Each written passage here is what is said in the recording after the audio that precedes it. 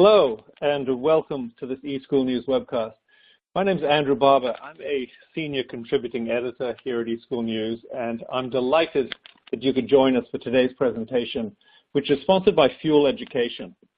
And before I hand things over to our moderator for today, I do want to just take a few moments to walk through a couple of items about the console that we're going to be using today. And first, we are recording the event. So in a couple of days, we'll be sending an email to everyone who registered, and that email will contain a link to the recording, and you'll also be able to download a PDF of the slides from that same email. And second, please ask questions. Don't feel as if you have to wait until the end. At any time during the presentation, if you have a question, just type it into the Q&A panel on your console and hit the submit button. And there should be some time at the end, 5 to 10 minutes certainly at the end, when our speakers can address your questions. And we also have a chat function which you can launch. If you look down at the bottom of your screen to the black toolbar, there is a blue group chat icon down there. Click on that, and that is our group chat, and use that to talk among yourselves or to contact me or the eSchool News team if you have any technical issues or any other problems. But I do have a favor to ask. Please don't use the chat to ask our panelists questions. They simply aren't going to have time while they're giving their presentation to monitor those chats. So if you have a question for them, please use the Q&A panel instead. And with that out of the way, it's my pleasure to introduce you today to our moderator, Renae Abboud. Renae is Director of Educational Solution Services at Fuel Education, and she leads a team of education specialists that are responsible for creating innovative and successful online and blended learning programs. And she specializes in working with administrators through all stages of a blended learning implementation. And that covers strategy, design, planning, and evaluation. And before she joined Fuel Ed, Renae was a classroom teacher in Oregon and also in Virginia. Welcome, Renae. It's always good to have you back here. Thank you, Andrew. It's always great to be here. I appreciate it. I'm excited to get started today and to introduce my co-presenter, Charles Maxwell. But before I do that, I do want to thank everyone for being here today. I know this time of year is very difficult for many, as it is for Charles, and we're happy to have him here in his busy school time of year. But I'd love to share a little bit about Charles and then give everyone a chance to hear directly from him. But Charles has spent 15 and plus years in middle school science and high school mathematics education. He's taught in both private and public schools, online, face-to-face, and a mix of those blended programs. And he's also been the administrator, instructional coach for several school programs. So we are really excited to have him here today to have a conversation with me on the depth of knowledge that we can gather from K through 12 curriculum and solutions. He is currently the coordinator of the Virtual Schoolhouse, and he oversees the online course program for the West Ada School District in Idaho. Education technology is his passion because of the academic achievement he has seen its support over the years, and we're excited to have him to share this passion with the rest of us.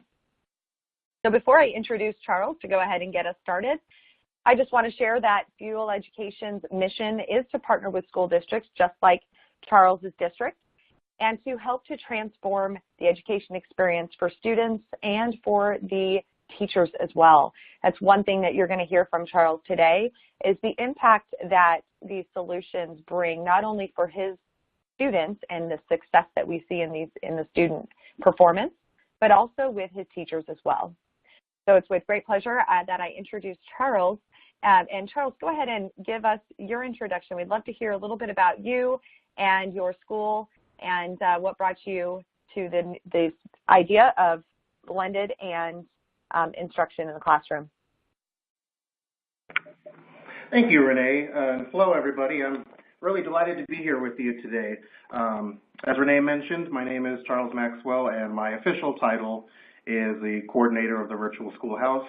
And we are a grades 7 through 12 online course program for the West Ada School District. This will be my 4th year with the virtual schoolhouse, and it's my 1st year as the administrator. So very excited for the future and then continuing to work with and partner with Fuel Ed. A little about my background. I moved to Idaho 4 years ago from Orange County, California. Go Angels. Before moving to Idaho, as Renae mentioned, I taught 11 years at a private school and enjoyed that down there. My last year at that school, I was the director of technology, and my main mission that year was to implement a one-to-one iPad program for the middle school, 7th and 8th grade students. So I have been using one form or another of blended learning for many, many years, and it's been a great experience both for me and the students I've worked with. Also, while I was back in California, I worked part-time as an online school teacher and curriculum developer, and so that was really the almost 5 years that I spent doing that on the part-time level is really where I developed my passion for education technology and blended learning.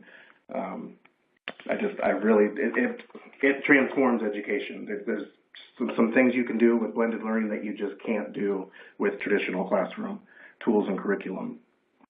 A little bit about the West Ada School District, just so you have an idea of the students that I'm working with, and that's on the next slide over.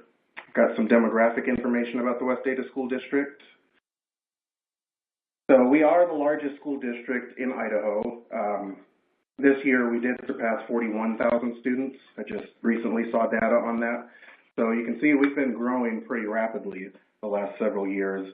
They say that we're on track to be in the top 100 school districts as far as size goes in the next several years. And a lot of that is due to the large growth that the Boise Meridian area is seeing. Quite a lot of people moving out of state, just like I did, from out of state. So you see some of our numbers there. So now while we are a district-wide program, the largest consumer of our courses is one alternative school called Rebound. And so I gave you a 4th column there on the side to show that school's demographics. And so you can see that we have a large percentage of students who qualify for free and reduced lunch. We have 3 times the number of special ed students as the district, and quite a larger percentage of students who are categorized as homeless. So Rebound is an at-risk high school, and so that's a large portion of the population of students that I do work with.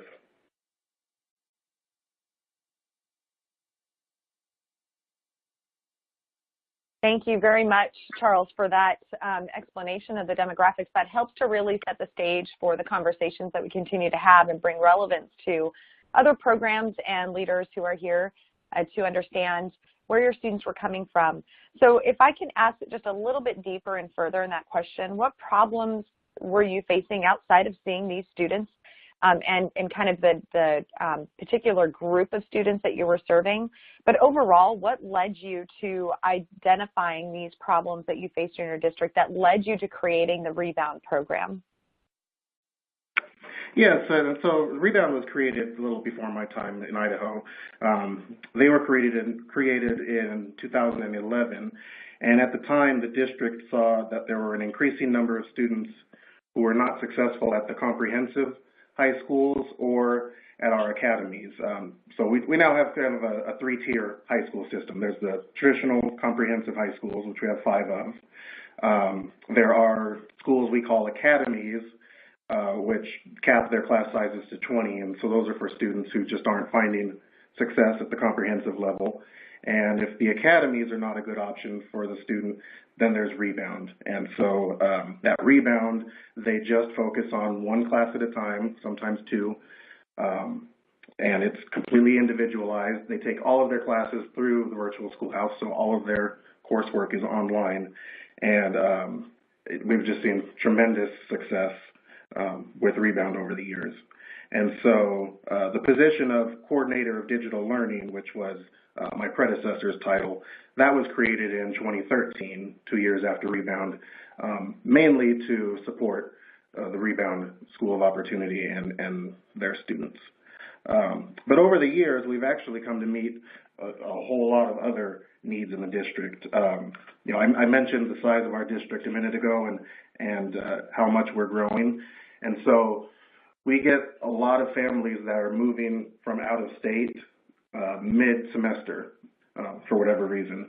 And so what ends up happening is if they're at the comprehensive high schools, they are placed in classes, but because they've missed too many days of school, they can't get credit for those classes. So with that in mind, they can drop into a virtual schoolhouse course because it's completely self-paced and we have open enrollment, and they can actually get some of those credits as opposed to just sitting in a classroom and not getting credits for that semester. So that's one little niche that we do fill.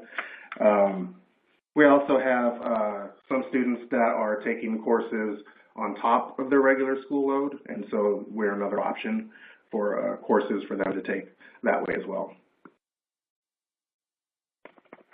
That's fantastic. So I can see that aside from just your students in Rebound, you're able to reach across to your academy schools and your traditional schools to meet the needs of a variety of students across your entire district, not necessarily just those that meet the tier 3 of those Rebound school programs.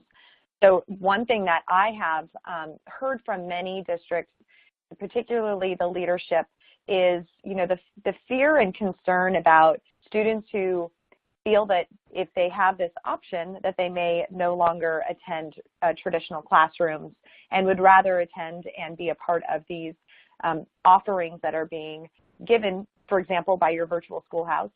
So do you say no to students for any reason, or are they free to select online or traditional classes with any course offering they desire? Do you provide any limitations in terms of how students access and are chosen or qualified to choose an online class through virtual schoolhouse?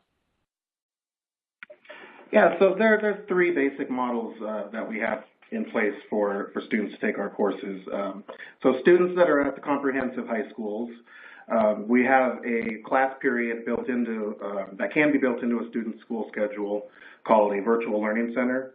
And so at the comprehensive high schools, at the beginning of the year, I send out updated course lists and enrollment forms to all of our high school counselors. And I also attend the first district counselors meeting just to introduce myself, and if there's any new counselors, I can describe our program and tell them how they can use our program. And so at the comprehensive high schools, it's the counselors that are choosing to enroll students, so because they're the ones that know what the students need for graduation. And so while there is a little bit of choice for what students can take, it's the counselors that are really driving their course selection. That's a little bit different at Rebound, because Rebound, they're taking all of their coursework with us.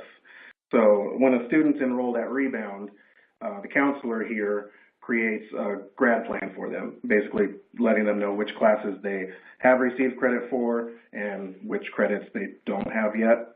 And so they have a lot more control over building their own school schedule because they're only taking 1, maybe 2 classes at a time, and they know ahead of time which classes they need to take. So, we'll have students maybe take a core class like math, and then they'll take an elective to take a little bit of a break from the core classes and then come back to history or whatnot. So they have pretty much full control over building out their schedule within the guidelines, of course, of what they need for graduation. But, here at Rebound, it really empowers the student, and it makes them the owner of their own education, and I really like seeing that.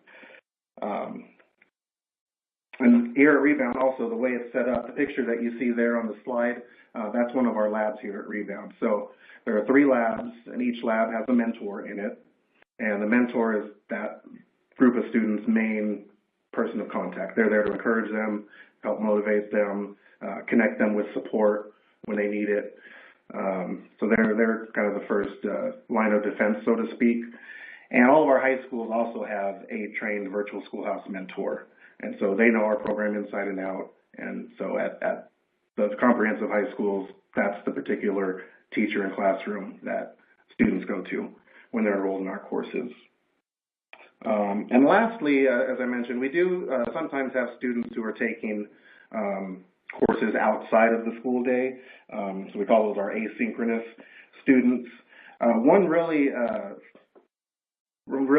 neat program that we have here in Idaho is called the Fast Forward program. And what that is, it's a state law that was enacted several years ago.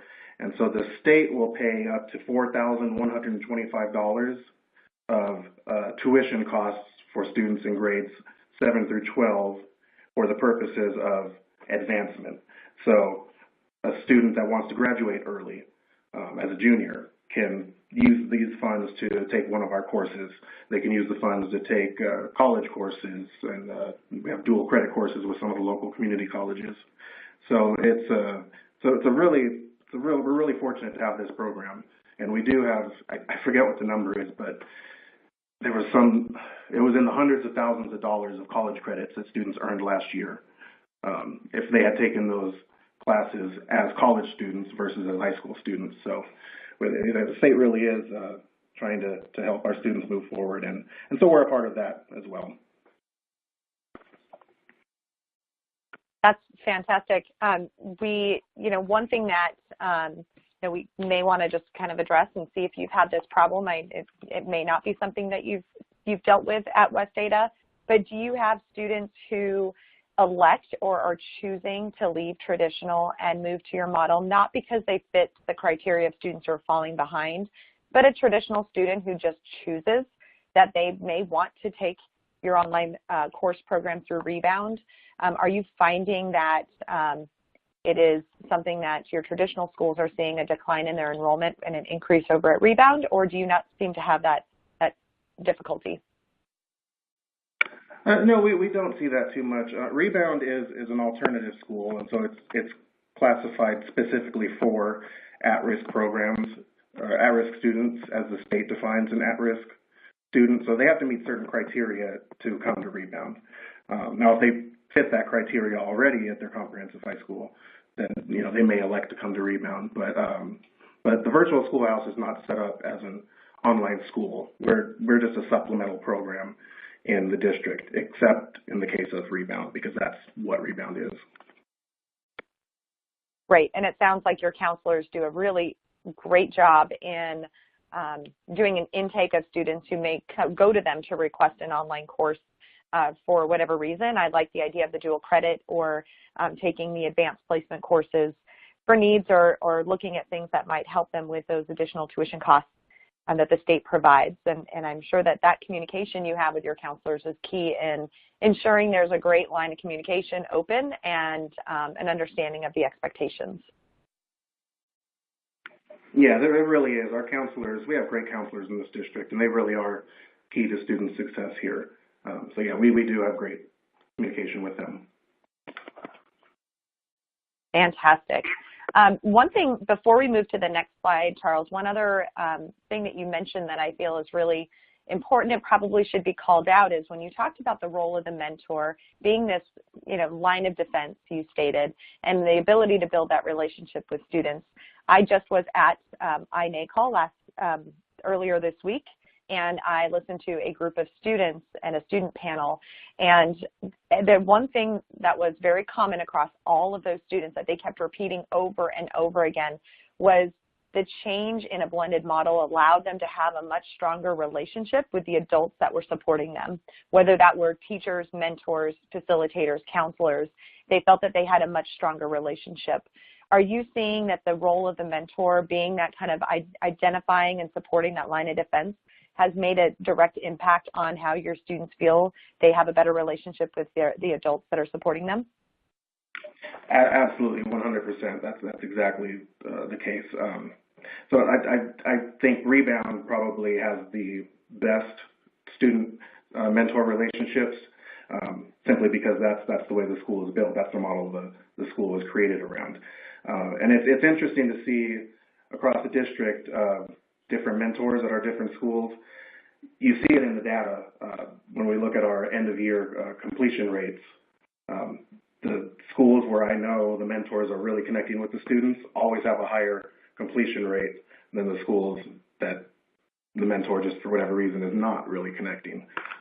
One school in particular, actually, I'm trying to work with the mentor a little bit more this year because, yeah, there's a direct correlation between that relationship and student success. Absolutely. That's great. Thank you very much. We're going to move now a little bit deeper into the specific content and how you leverage the curriculum to ensure that there's interactive and engaging components built in it. So before I have you dive into how you're leveraging it, I thought I'd pull up, since you are using Fuel Education curriculum, I thought I'd pull up just for a visual for the audience to see the component strategy that is built within the Fuel Ed curriculum so they can understand as you're speaking through how it supports students. The activities and components that are built within the curriculum really fall along a spectrum of not only blooms and depth of knowledge, and our topic today is on depth of knowledge, but then the components that are built within curriculum to ensure that students do meet the rigor and depth that they're expected. A lot of times people think that students can move maybe quicker through a curriculum, but are they really getting the rigor and the expectations in depth to create or evaluate their knowledge and their learning? And Fuel Ed component strategy is to ensure that every component that is built within the curriculum and in the system falls across this line and avoids what we call the component strategy to ensure the cognitive load for the students is not too heavy in one particular area. So if a student is only expected to remember something, then we may use a very static or sequential activity. But if a student's expected to analyze or evaluate, we're not going to see those lower level type of questions. The components are going to become deeper with more open-ended questions or additional scaffolding to be supported to that student. So how do these components within your program meet the needs of the multiple modalities of learning and support the flexibility you're looking for to ensure that it provides the depth of knowledge, to ensure that your students are receiving a rigorous education experience within that alternative option that you provide students? Yes, yeah, that's a great question. So first and foremost, the self-paced model is absolutely vital to our students and particularly our at-risk population. So many times the reason that they're not successful in the traditional school is because they just, for whatever reason, don't learn as fast as some other students do. And when you're in a classroom with 30, 40 students and the teacher has to move on, these kids get left behind because, as you know, if you can't learn at a faster pace, you're just going to get stuck in one spot. So it's really great that they have the ability with the online curriculum to quickly go through material that they feel comfortable with, their content knowledge is fine, and then spend more time on the specific topics that they struggle with. And that's a big part of where we get our depth of knowledge. We can really drill down deep and get into very specific areas where students have struggled in the past. And just yesterday, I thought I'd tell this story. I met with one of our new 8th grade students and her counselor over at their school, and she's taking an English and a math course through our program. And so I'm sitting there next to her, just giving her a quick orientation of the way the class is set up and where she can find different pieces of information. And so when I was done, I asked her if she had any questions. And her very first question to me was, and I'm quoting her, "So you mean if I start looking at a lesson and I know that I've already learned this, I can just go straight to the quiz?" And I replied, absolutely. In fact, I would encourage you to do that because then you're not wasting time on information you already know. You can spend more time on the topics that you don't know or that you struggle with. And her reply was, "I like this." And so it was kind of funny because that's exactly what we're trying to do. Help students fill those gaps that they have had in the past or currently have. And I think another benefit of the courses being self-paced is it gives students more control of their own learning. They know what they know. They know what they don't know. And so they're not restricted by the pace of a teacher or the pace of the other students in the class. It's completely based on their individual needs. There's no due dates for anything, so they can work ahead. They can, sometimes they'll fall behind, but then can catch up later on. So it's just extremely flexible, and students just, if they really, and a lot of our students do, we have some great students, they just take ownership of their own learning, and that's what's really awesome to see in our students. And, you know, sometimes students get sick, they have to miss school, or there's a family emergency. You know, everything is online, so if they don't work on their class for a week, that's completely fine. There are no penalties. They just come back and may have to do a little catching up, but again, it's just flexible for them to meet their needs. We do encourage our students at the comprehensive high schools to, in fact, finish early so that they can focus on their final exams in their face-to-face classrooms. And so, again, that's something that the self-paced program allows. Here at Rebound, because I did see a question, because they are only taking one or maybe two classes at a time, they're not taking a course for an entire semester. They try to use a 6-week model. They try to get kids in and out of a class every 6 weeks, and that keeps them on pace to meet their graduation requirements in time. If we can go to the next slide.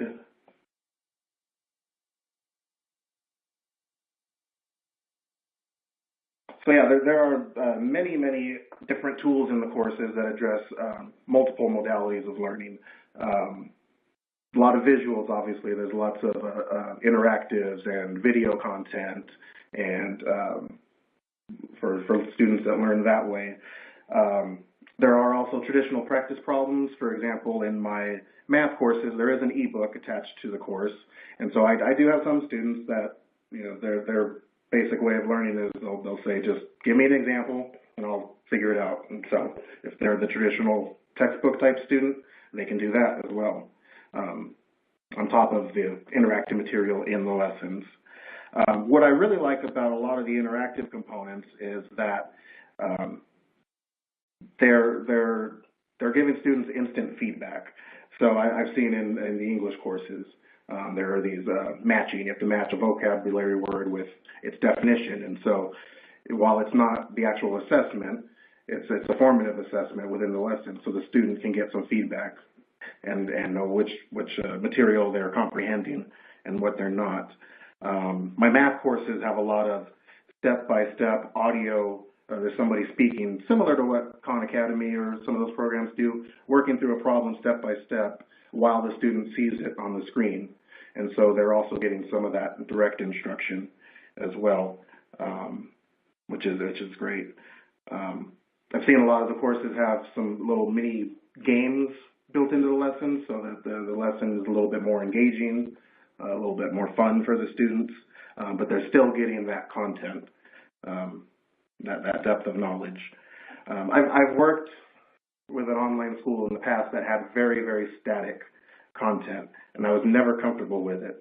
And since I've been using this program, the Field Education's online courses, I just see the complete difference between just text and pictures on a page versus an online virtual classroom that really is truly interactive. And even hands-on, the science courses have virtual labs. And so while the student maybe is not physically doing chemistry or biology or earth science, they're still having to manipulate tools on a regular lab table in the virtual sense. And so they're still getting that experience. There's one lab, and I couldn't remember which course it was in or what exactly it was, but they're testing some sort of a chemical reaction, and the reaction takes 24 hours in real life. If you were doing this in real life, it takes 24 hours to happen. And so that particular lab, it'll give the student a code at the end of the lab, and they can't get the results until 24 hours later to simulate that real life, what it would look like in a lab. And a lot of times they hate that they have to wait for their answers, but again, it's simulating that real life component. And so that's something I really, really appreciate with these courses. Can we go to the next slide, please?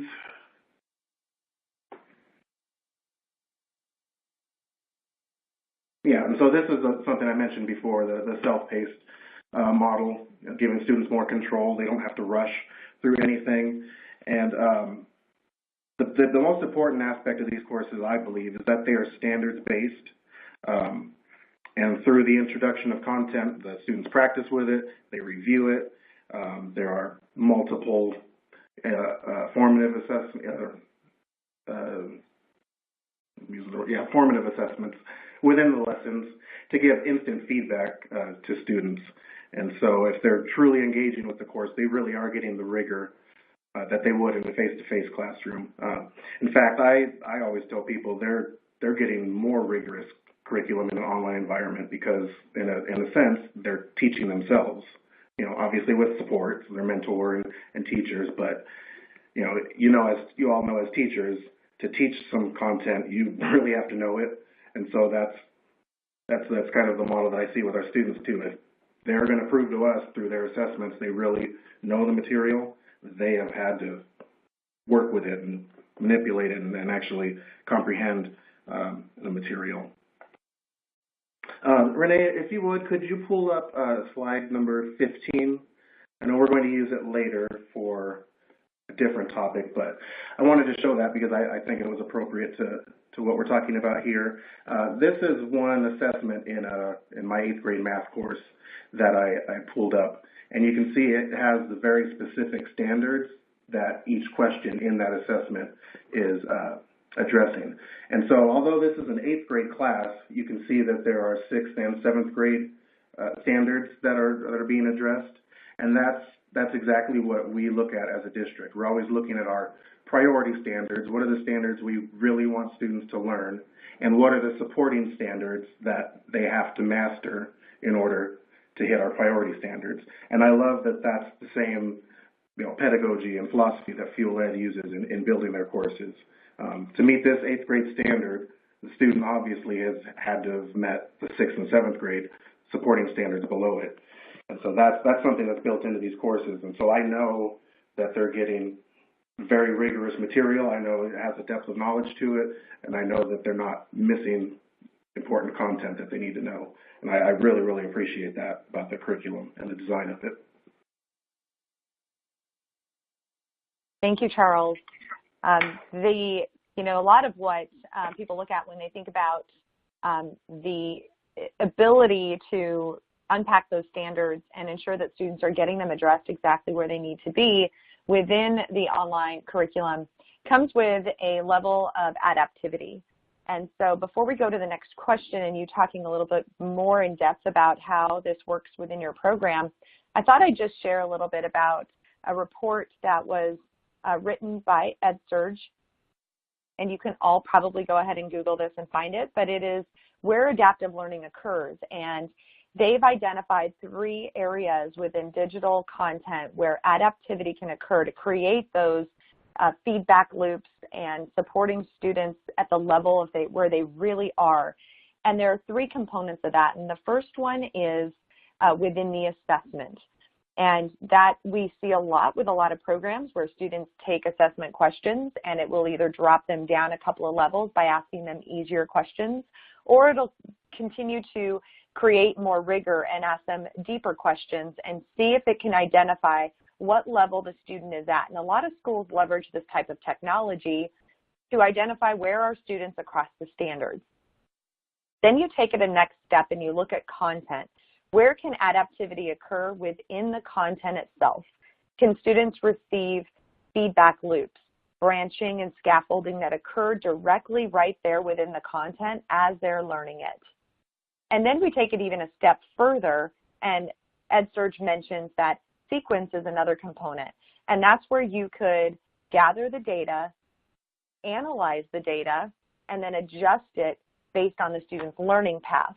But one thing that they mention is that even though you're making these adjustments, and as you showed in the last slide, Charles, how you unpack those standards to provide the students the support they need in lower grade levels, it's not forcing the student into a different grade level curriculum. That's all happening within their current level. So the example you showed was 8th grade math, and it may have remediated and supported the student with some unpacked 6th and 7th grade standards, but they haven't left the 8th grade curriculum. They're still expected to meet the standards and rigor that's expected in that grade level while provided the support within the system.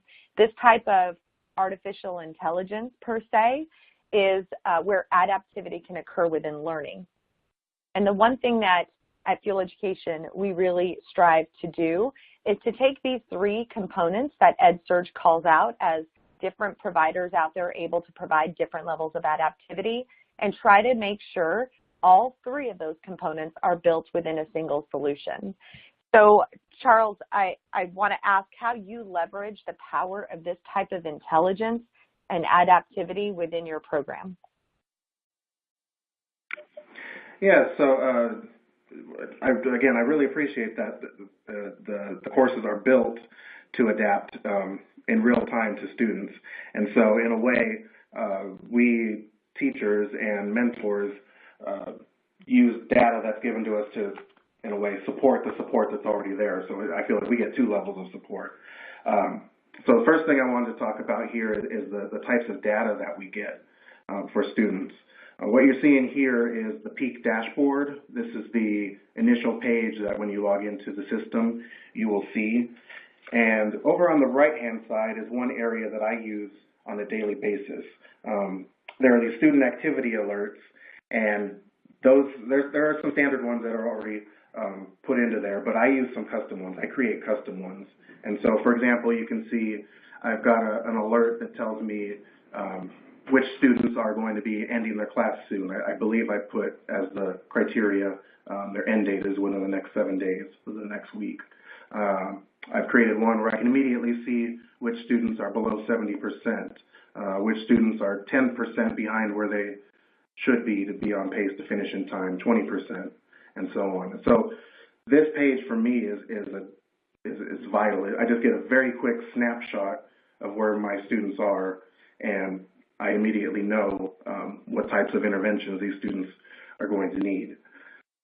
Similarly, towards the left-hand side there, you can see, I can see which or how many of our students, and if I click on that, which students they are who are on target. So they're doing well, their grade is fine, and their pace is appropriate to finish in time. And then that large red area where you see it says needs attention. So these are students that for various reasons their grades are low, they're not on pace to finish by their end date, and the system automatically categorizes them into one of 9 categories. And you'll see that on the next slide.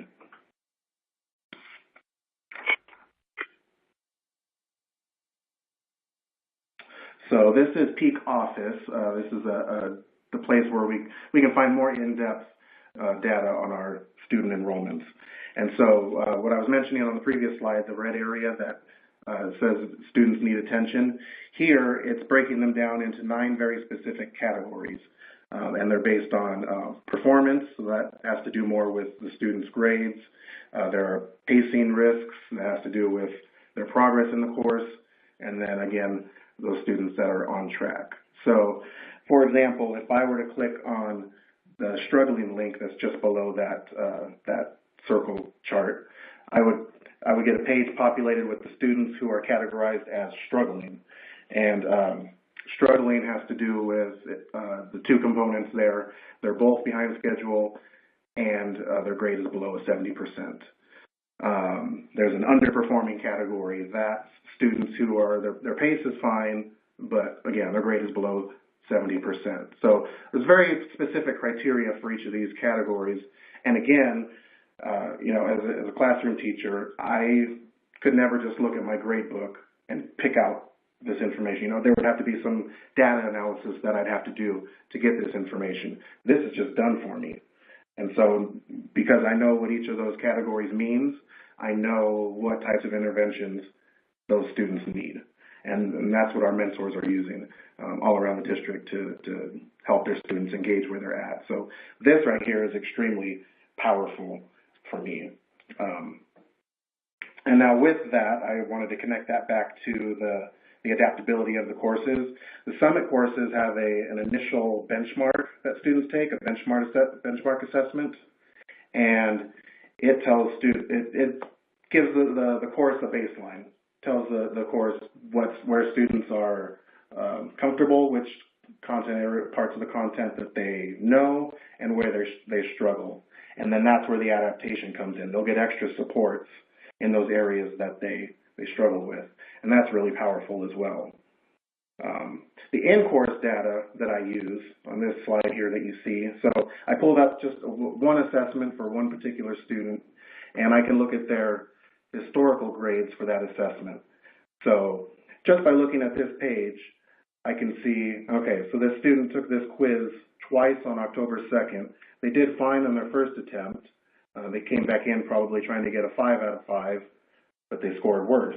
So automatically that tells me that student does not know this content. And so you can see something happened within the next week or so. Either I met with them or they on their own went back and reviewed material, did some review and relearning, and they came back and got an even better score. So just by looking at this, I'm comfortable with knowing that this student has met this standard. For this particular lesson, they've got this material down. You know, sometimes I'll come in here, the student's taken a test 3 times, and they've gotten 2 out of 5, 3 out of 5, 1 out of 5. I know I need to intervene with that student to make sure that they're eventually going to understand this material. And so, again, data is just huge for what we do. And I mean, there are pieces of information that are automatically created for me that I probably would never have even thought about as a classroom teacher. But these are just automatically populated for me because of the digital environment. And so that's really, really huge for keeping our kids on track and making sure that they're having successes, which is important because, again, the majority of the students that I work with in the district are at risk. And so they've already had some sort of failure in the past. We don't want to repeat that. And so this helps us accomplish that goal. And Charles, just to, I'm taking a quick question I'm noticing that came in, and these attempts that the student has, for so example, the October 2nd, the student took this assessment twice. The questions that they receive are different due to the bank of questions. Is that correct? Yes, that's a great question, yes. Each of these quizzes, I know in my math courses, I also teach math in addition to being the administrator of the program. Each of all of my assessments, each question is taken from a bank of, I believe, 3 questions. And so a student taking this attempt 2 or 3 times, they're not necessarily going to see the exact same quiz. In fact, I know they're not going to see the exact same quiz. Every once in a while, one of the questions may reappear because it's randomized. But yes, they are getting truly 3 different attempts if they're doing this.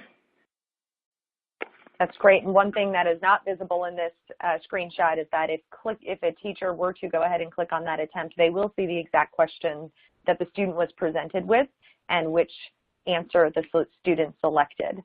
And Charles, you talked really great about how this supports instructors and administrators from a data perspective in terms of adaptivity.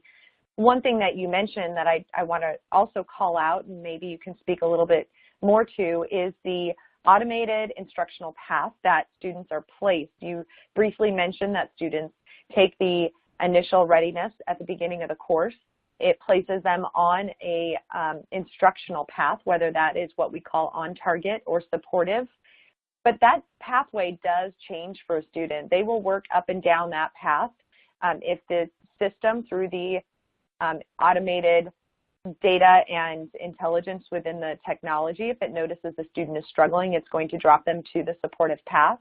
Within that, the student, like we talked about with adaptivity, is going to provide the scaffolding at the content level and provide the hints and feedback that students get that are based on common distractors. So each question the student is receiving, if they answered, let's just say they answered with one option, the system knows the reason they answered was for a common misconception, and that common misconception will appear through a feedback loop or through recommended lessons that will populate into the student's curriculum so that they are immediately addressing those common distractors and getting them right back on track.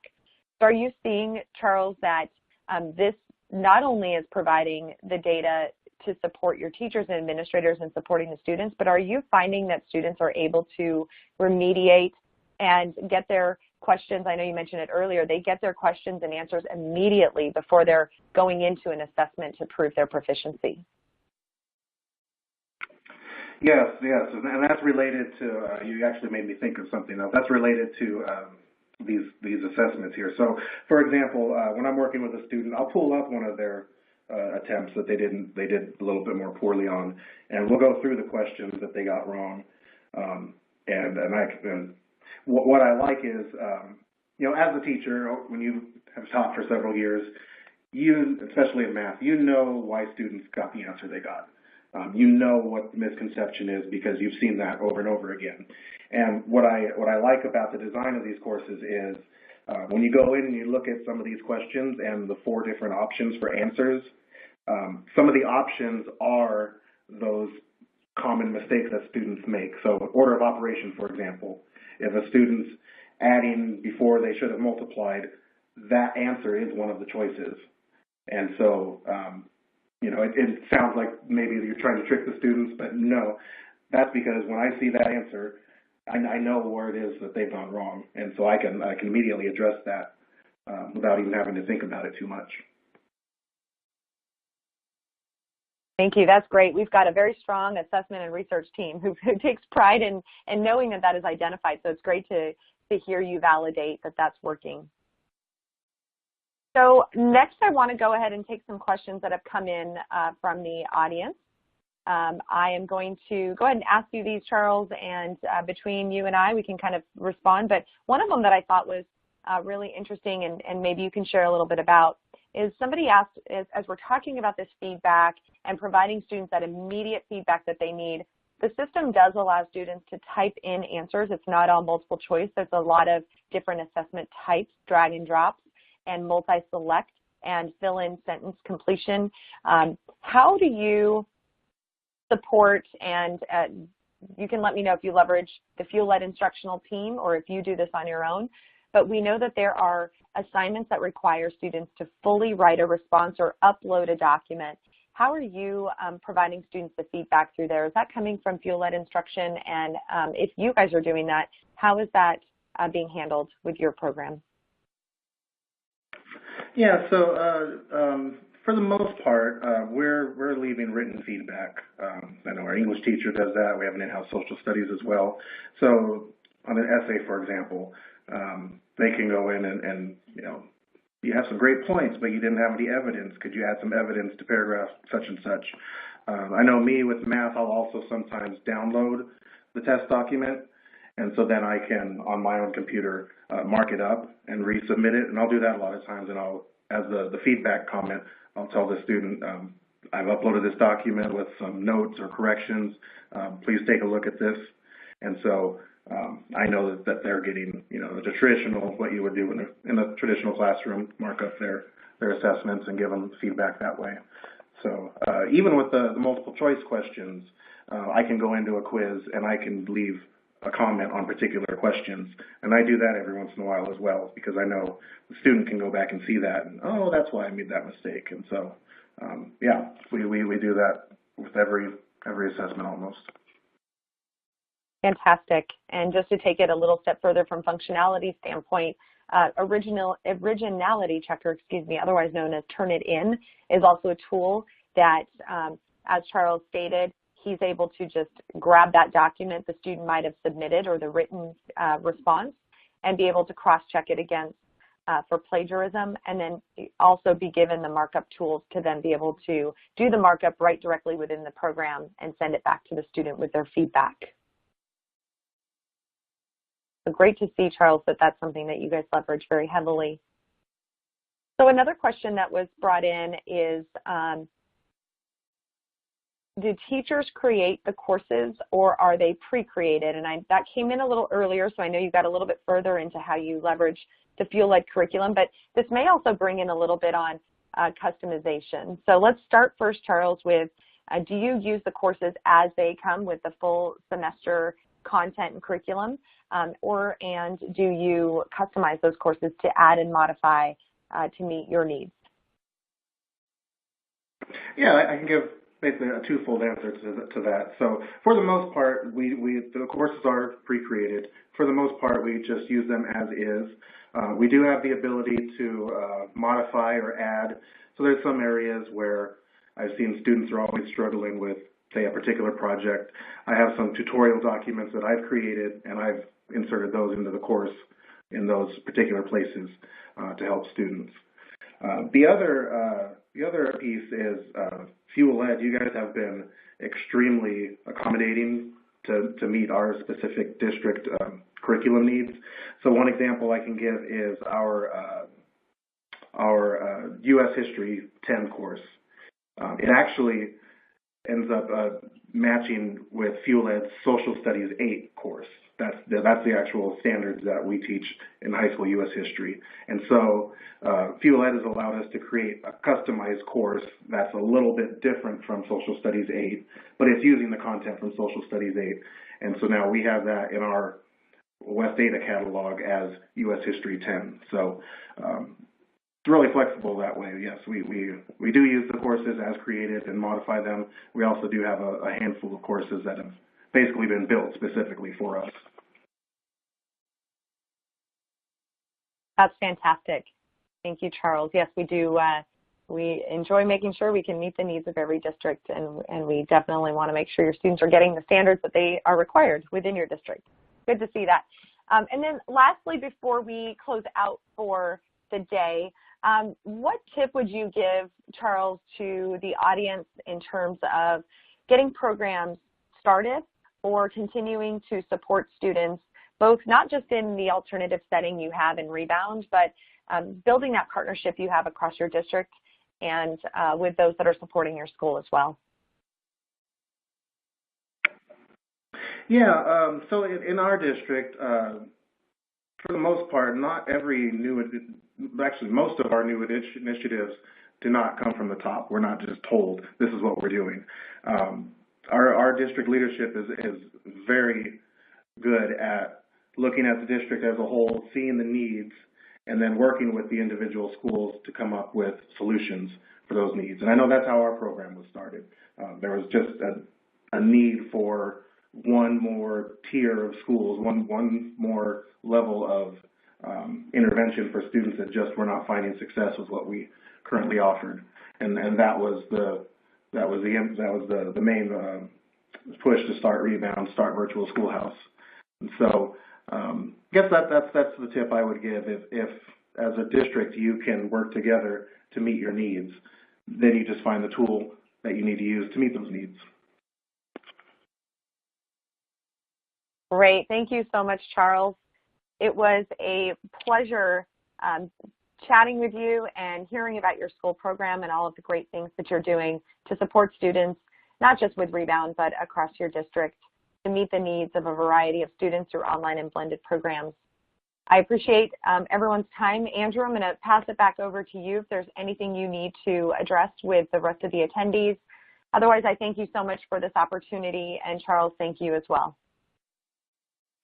Thank you. All right. Well, thank you. And thank you, Renae, and thank you, Charles, again for really an excellent presentation. It was actually, more of a conversation, which was really fantastic. We are almost out of time. If any of you have a question that you didn't get to or that we did not answer today, please quickly get it into the panel, and someone from the Fuel Education team will follow up with you directly to get you an answer.